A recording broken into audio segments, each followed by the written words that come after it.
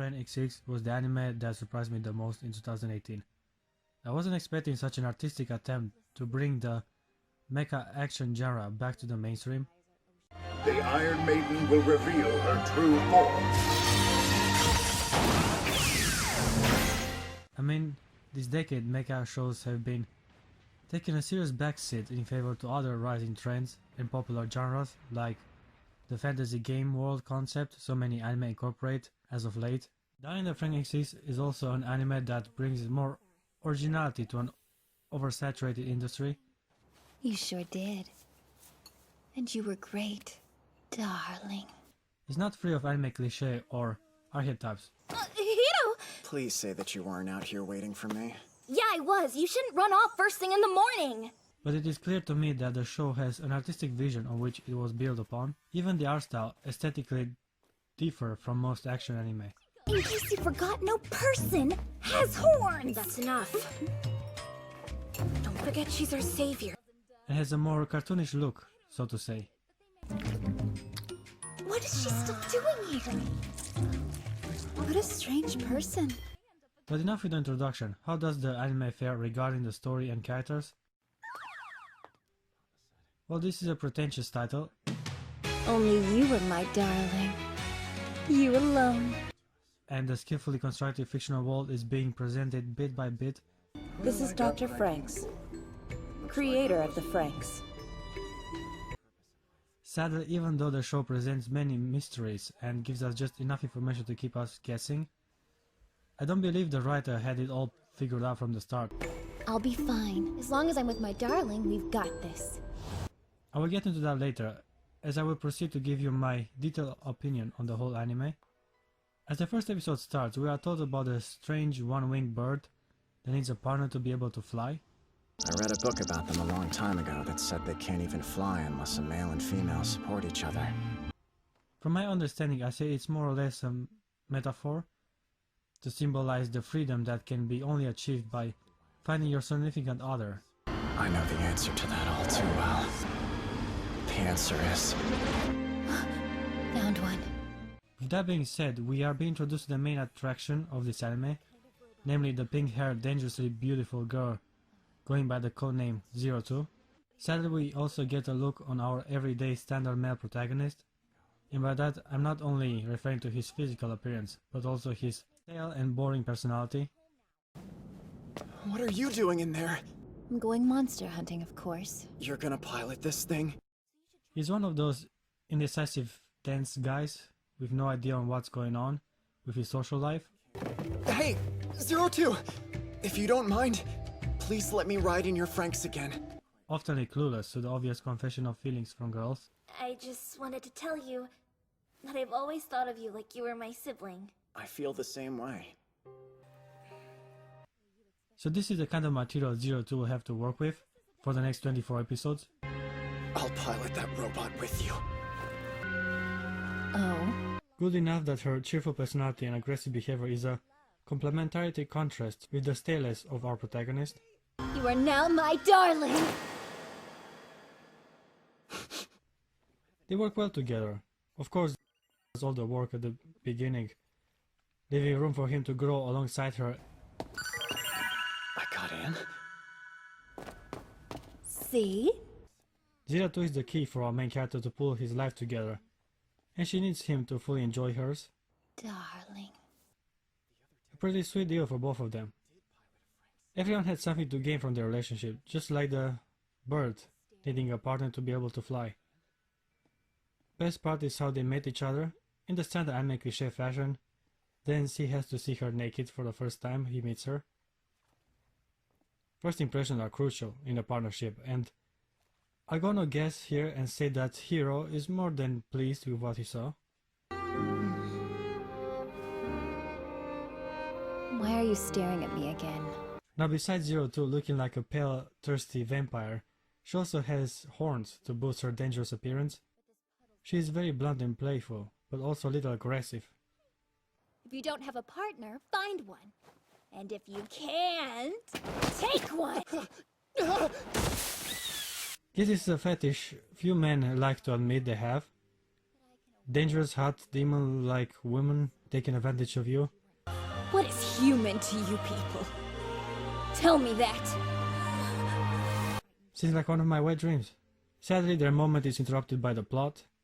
Sadly, not the good kind of plot, but the boring one, filled with exposition, as if I care about that. What I want to see is more interaction between these two lovebirds. Say, darling, the two of us will always be together, won't we? To the show credit, they are the focus of the story, and there is no shortage of screen time designated to Hero and Zero 2. In fact, I think things could be spiced up. Being on the subject of characters, I guess it is as good a time as any to briefly touch upon the numerous teammates our protagonists are surrounded with. We have a half-boy, half-girl cast of people, which is a breeze of fresh air in the anime community. Although Darling the FranXX clearly targets a male demographic, they take some liberties from the classic formula the industry is so saturated with. It is nice to see an anime take some risk and at least try to give us some spark of originality. We later found out that the world as we know is a wasteland and large communities of people live in big artificial man-made construction called plantations. Ooh, I want to see that! Make it rain! I wish I could. Also, the way to fight the threats of the outside world called Galaxosaurs. We have young teens piloting giant robots to face them. When negative and positive, the male and female factors combine and their hearts become one. So you basically need two pilots to be in sync to be able to move one of those things. Two humans to pilot one giant robot. Think I've seen this gimmick before. Anyhow, the best part is the way they drive those things. Let me explain its effectiveness. The girl has to bend over and stay in the front of the guy. She's on all four, basically going the doggy style position. The boy takes the seat behind her back and uses her ass as a way to control the robot. Genius. What a practical way to pilot a giant machine. Even the design of the Galaxosaur is more realistic, having all those geometric forms to represent a different collective form of life. Overall, intriguing enough opponents to be thrown towards our protagonist, speaking of which, he gets the thrill of his life as Zero 2 accepts him as her partner. It is a beautiful moment as they emerge victorious together and unlock Celestia's true potential. Now come to me.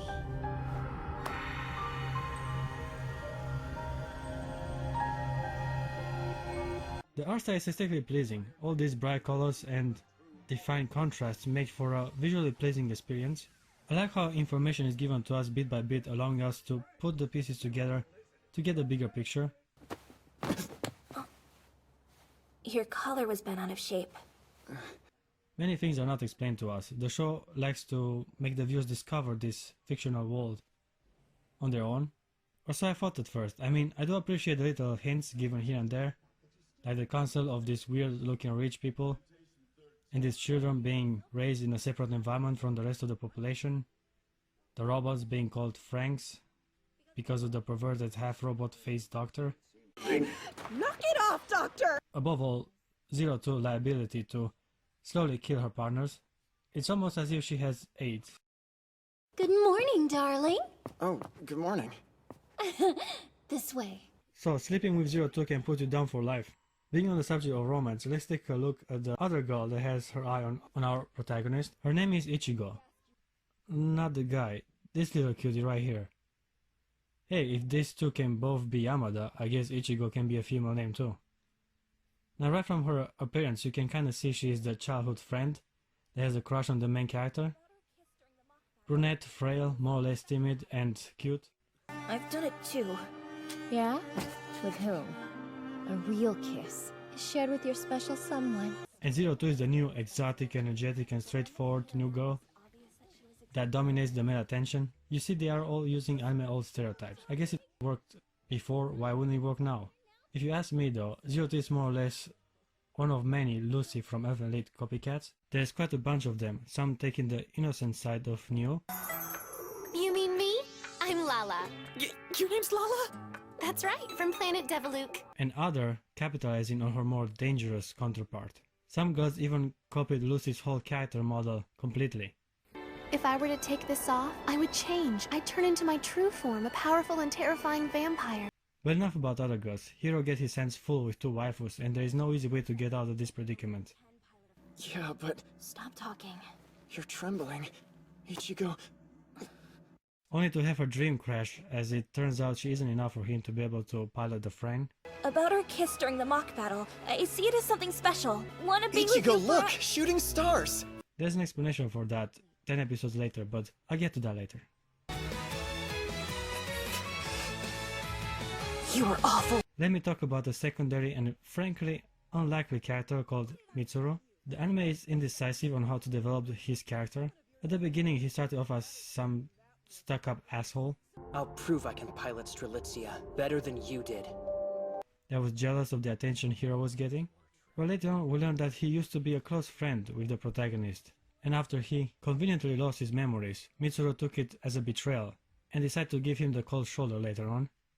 Afterwards he gets romantically involved with Kokoro, the partner of the fat guy. I simply found you too beautiful for words, Kokoro! I did like this new dynamic as they grew together as a couple. He changes a lot for the better with his new partner, so I guess he becomes a good guy later on. Anyhow, 02 seems not to mind the little competition from Ichigo, as Hiro himself does not see her as a potential lover. But we promised we'd see it together one day. What the heck? So you do remember just fine. So we thankfully got spared some pointless drama and have it replaced with some girl-on-girl tension. You taste sweet. I like that. First obstacle our protagonist has to overcome after mating with 02 is to survive piloting with her 3 times. He gets a weird infection on his chest that lays his life in serious danger. Told you 02 has AIDS. You really need to learn to take better care of these sorts of things. He succeeds in overcoming that obstacle and even manages to save the day with his partner. All seems well when it ends well, except we're just at the beginning. They changed the ending song after the 6th episode, which is kinda weird, almost as if a story arc ended. Just saying that, I mean, the end song is great, was better than the opening in my opinion.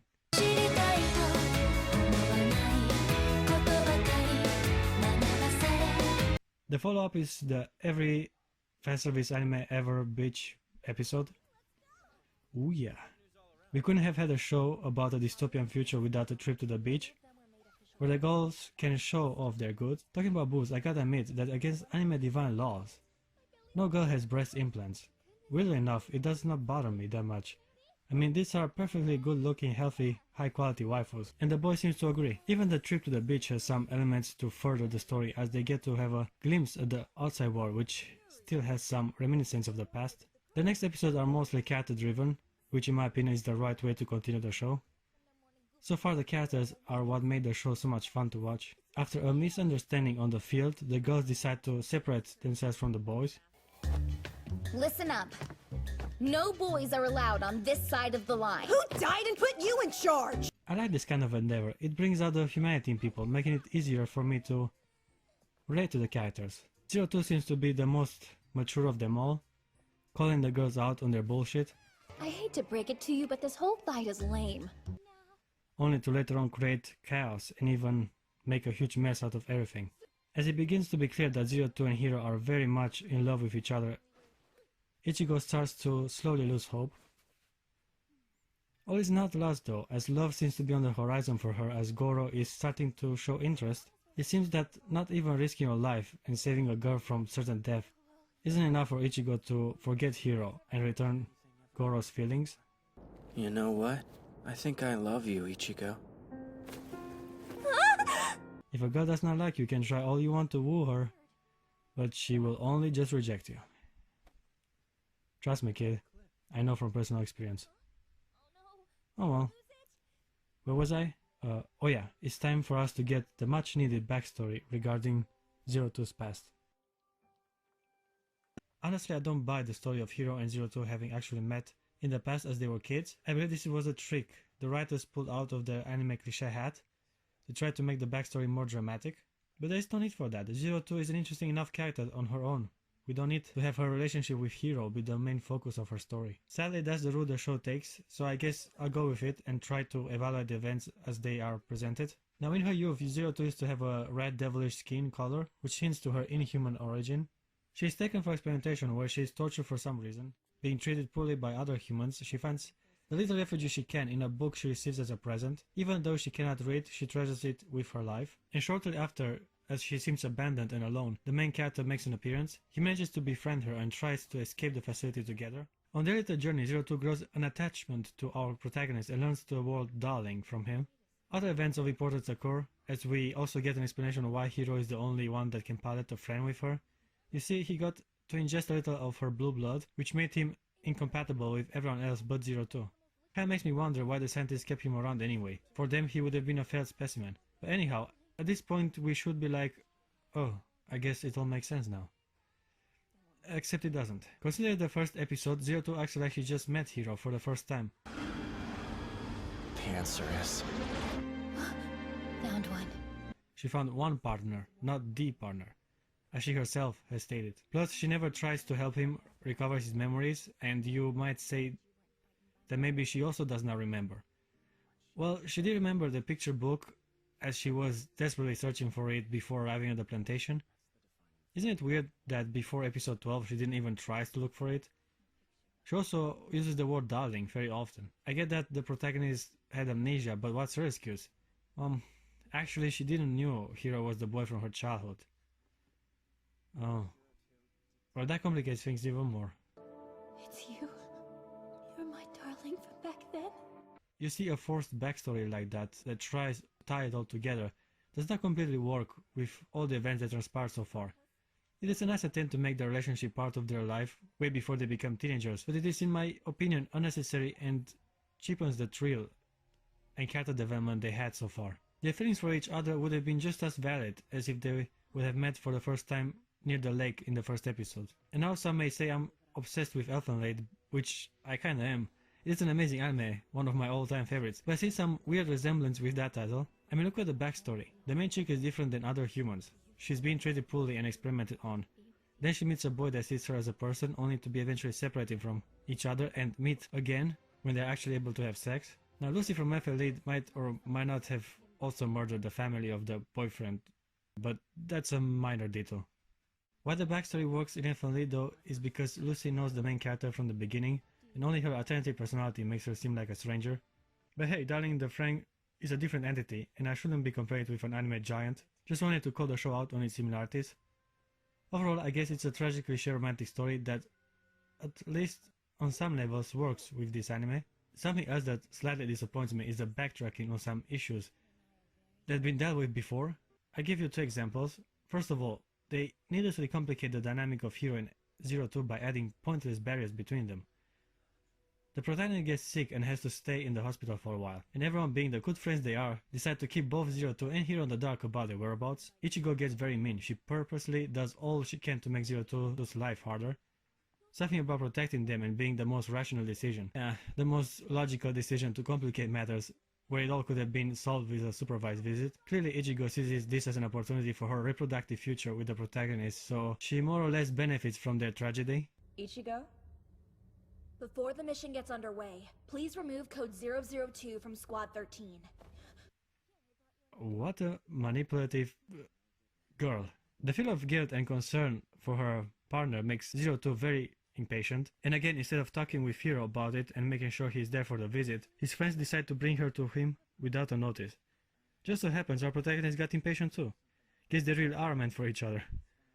And he decides to make a trip on his own. Zero Two feels betrayed and loses her temper, injuring her teammates in her rage, and our protagonist, being the dumbass he is, instead of talking it over, he rejects his already confused and wounded girlfriend. Just like in episode 4, Zero Two is about to be escorted back, only this time it's worse as the main character is stupid enough to not try to convince her otherwise. The second point regarding backtracking I want to make is the relationship between Ichigo and Hiro. I thought the love triangle was done for, and it seemed Ichigo gave up on her love quest. I guess as any good backstabbing friend, she was just waiting for an opportunity to try to take the main character for herself, which also leaves Goro a little wounded. Didn't they kinda had something? You know what? I don't know how to respond to the love thing.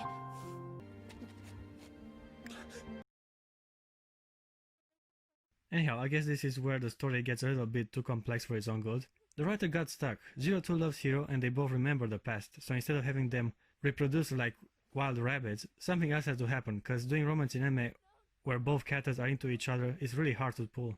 I love you, Hiro! So they kinda broke up, but just so happens that they need her help against the Coloxazor attack. No one seemed to be missing Zero Two more than Hiro. After all, he is completely useless in a fight without her. So her being gone put him out of commission as well.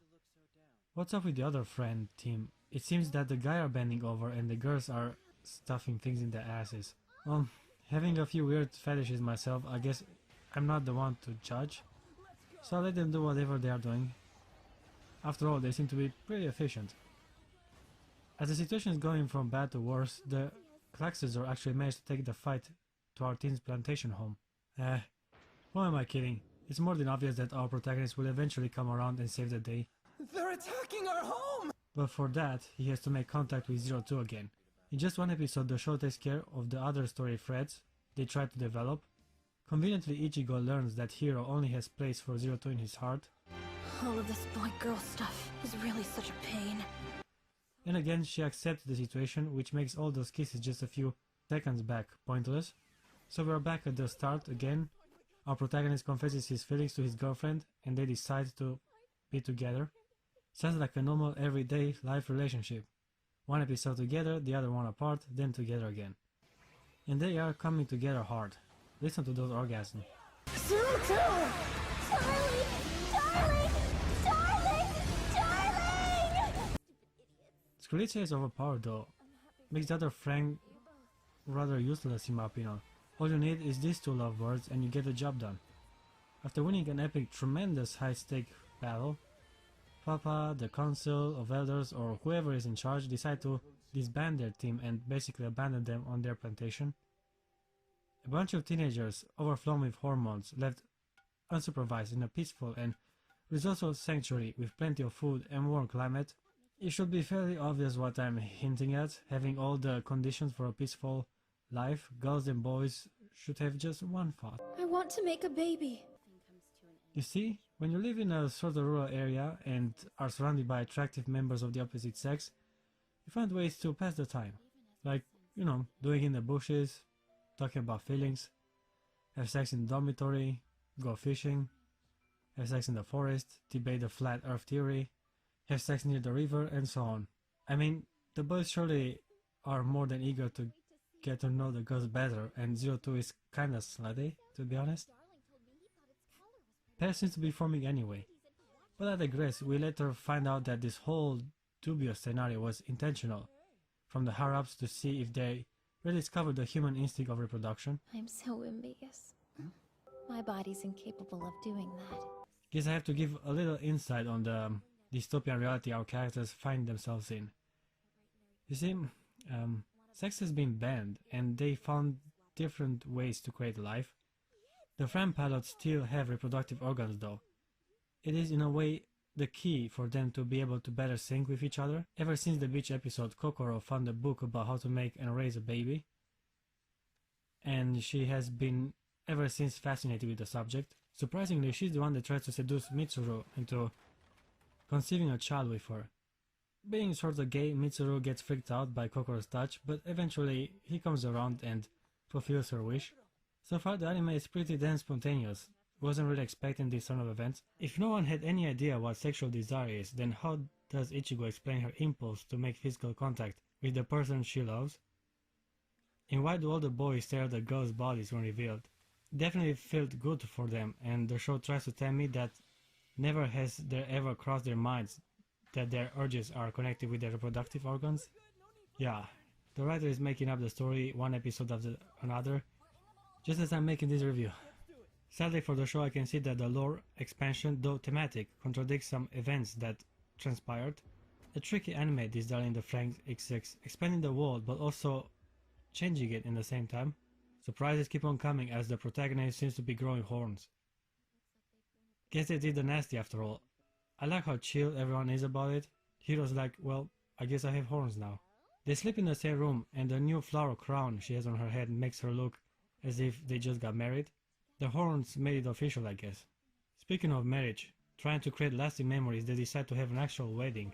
take place where they are attacked by armed forces, and Ikono is actually a lesbian, so she confesses her long-kept secret love to Ichigo. Okay, stop. Again, I am a huge fan of girls making out. I love that stuff, but there's so much shit happening in this show that instead of being rich in content and character development, it ends up being frustrating, unfocused, and incredibly hard to follow. The show is nearly over, and we still don't have a main story. The purpose of the giant robots, the FranXX, is hidden from us all, not to mention the protagonist has no personal ambition or goal to speak of. We only had missions, side quests, little hints of information. It is exciting when a show hides some stuff from us and lets us discover the world bit by bit as the story progresses. But it's frustrating when nothing is given to us except some action and random encounters. We not know who Papa is. We don't know how the FranXX were built. We know nothing about their mentor figure, why citizens gave up their feelings. We have no idea what the Coluxizor are, or who the hell are those masked guys. We barely know our main characters, and that's it, even though they themselves don't really understand who they are. The show is run in the unknown, but in a lazy way. The thing that kept me going and still interested in the anime is Squad 13. There was enough screen time designated to them interacting with each other to make me care about their problems. To the show's credit, we do get a little backstory on how the present world came to be, finding this new source of energy that drastically improved technology and even presented the possibility to turn humans immortal, although they had to give up on their reproductive capabilities to obtain this state. I think it's a shitty deal if you ask me. What's the point of being immortal if you cannot have fun in your life anymore? It is also explained how mining for this new type of resource slowly destroyed the environment and the gap between the rich and poor severely increased. Soon after, the first Coluxizor appeared, and they specifically targeted magma mining facilities. Naturally, cities had to be abandoned, and the new habitat for now sterile immortal humans became the mobile plantations. Okay, this time I say it for real. It all makes sense now. Strangely enough, nothing to pit against this prologue. It even clarifies that for piloting a friend they need a fertile male and female pilot, which explains why the children were artificially created and experimented on. Mankind found a need for new children. What I don't get though is why the Coluxizor princess allowed Dr. Friend to live. She knew he was responsible for the death of her brethren and decided to give him a more severe than death punishment. So she bites his arm off. Okay. I guess it's painful but not worse than death. This exposition really helps the anime as a whole, as it justifies many questionable decisions that until now struggled to completely integrate in the story. Episode 19 literally brought balance to the show. Oh my god, it happens. Kokoro is pregnant. It was bound to come to pass considering she slept with Mitsuru, and too bad her memories got erased, otherwise she would be happy right now, knowing her wish came true. Man, is our protagonist lucky or what? First 02, now this blue dangerous hottie. He's getting all the action. Darling! Not only that, but the story got even more complex. It turns out that the masked men were an alien entity that wanted to absorb Earth energy, and the Coluxizor princess is the embodiment of the planet vitality fighting for Earth's salvation. Incredible, so visually impressive and story-wise engaging. At this point, I can say I'm glad I gave this anime my full attention. For a moment I thought the show was going to fall apart, but it got back up stronger than ever before. All this bright color and alien ships firing from the sky with two civilizations, other than humans fighting for supremacy on Earth. The show strikes me as similar to Gurren Lagann. Now that I think of it, the cartoonish art style is also reminiscent, not to mention the fact that they also pilot the main robot with a pair of tools. Well put, little brother! It's time to break out the you-know-what!